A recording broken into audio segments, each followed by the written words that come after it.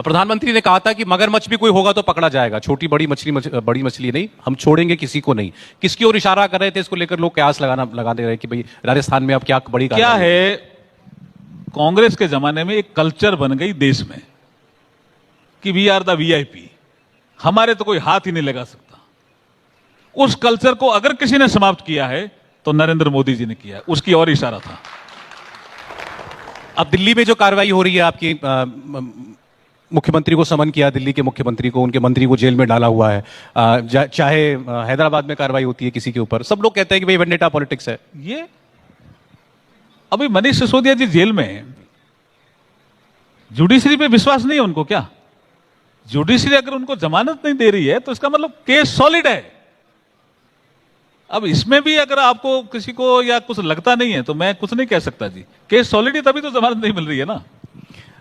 लोग तब ये पूछने लगे हैं कि क्या दिल्ली के मुख्यमंत्री भी जेल जाएंगे, उनको भी आप समन के लिए बुला रहे हैं? विषय ये नहीं है, विषय तो अगर कोई गलत किया तो जेल जाएगा ही, लेकिन एक कल्चर थी कि कोई बड़ा आदमी है उसके खिलाफ कोई कार्रवाई नहीं हो सकती, कोई एजेंसी हाथ नहीं लगा सकती। उस कल्चर को नरेंद्र मोदी जी ने समाप्त किया, ये जनता जानती है, देश की जनता भी जानती है। नहीं, क्योंकि भ्रष्टाचार पर कार्रवाई, अब प्रधानमंत्री अपनी हर रैली में ये बात कहते हैं कि आपने मुझे इसीलिए बैठाया है ना यहां पर कि मैं भ्रष्टाचारियों पर कार्रवाई करूं। फिर हम देखते हैं जो आपने बताया एजेंसियों की कार्रवाई बिना किसी दुर्भावना के चल रही है। तो इसलिए लगता है कि क्या हम कुछ ऐसे एजेंसियों के कदम उठते हुए देखने जा रहे हैं जो इससे पहले कभी नहीं हुए? मुख्यमंत्री भी जेल जाएगा क्या? दिल्ली का मुख्यमंत्री हो या भूपेश बघेल जो कांग्रेस के मुख्यमंत्री छत्तीसगढ़ में है, उनके ऊपर कई मामलों में भ्रष्टाचार के आरोप आप लोग लगाते हैं। देखिए थोड़ा समय लगता है जी। अब 2G का केस कब से था, वो सारे छूट गए उसमें। एक मिनट, वो तो एक अपील में है ना, तब उसके बाद कोयले का केस आया। आप यही पूछना चाह रहे थे ना, अभी 2G में फैसला नहीं है जी, आगे चल रहा है अपील में। कोयले के केस में तो एक मंत्री को सजा हुई है, इसका मतलब कोयले का केस भी सही था ना, तभी तो सजा हुई है। पूछना तो मैं साफ साफ आपसे चाह रहा हूं कि अरविंद केजरीवाल जेल जा रहे हैं क्या, भूपेश बघेल जेल जा रहे हैं? देखिए, अगर किसी ने गलत काम किया है तो नरेंद्र मोदी जी के कालखंड में बचेगा कोई नहीं, ये कह सकता हूं।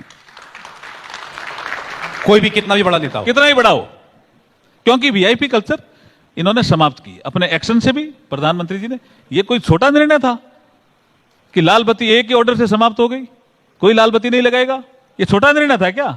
वीआईपी कल्चर को समाप्त करने का काम स्नेह स्नेह प्रधानमंत्री मोदी जी कर रहे हैं, और धीरे धीरे ये विश्वास बैठा रहे हैं कि आदमी बड़ा हो वो कानून का पालन करे, और उसमें घमंड आ जाए मैं तो बड़ा हूं, मेरे पे तो कोई हाथ ही नहीं लगा सकता, वो समय समाप्त हो गया। अहंकार की भाषा बोलने का इल्जाम तो राहुल गांधी लगा रहे हैं, कांग्रेसी और लगा रहे हैं प्रधानमंत्री के ऊपर। उन्होंने कह दिया मूर्खों का सरदार।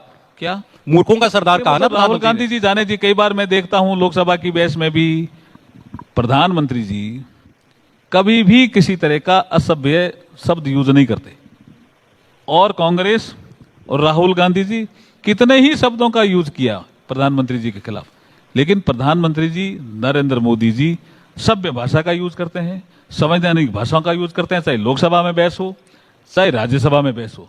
और उसके बाद 24/7 उनके कार्य करने की एक नीति है, देश को आगे ले जाने की एक नीति है, भारत को विकसित भारत बनाने की उनकी एक नीति है, उसके तहत वो काम कर रहे हैं।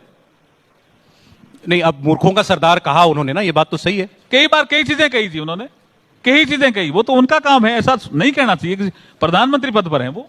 नहीं, प्रधानमंत्री ने कहा, राहुल गांधी के लिए कहा मूर्खों का सरदार, रैली में कहा। राहुल गांधी ने ही अधिकतर कहा है प्रधानमंत्री जी पे, मैं ये कहना चाह रहा हूं जी।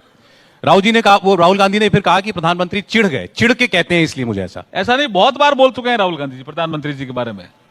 मैं तो कई बार देखा है मैंने, बहस करते करते, या तो उनको समझ में नहीं रहता है, लोकसभा में कई बार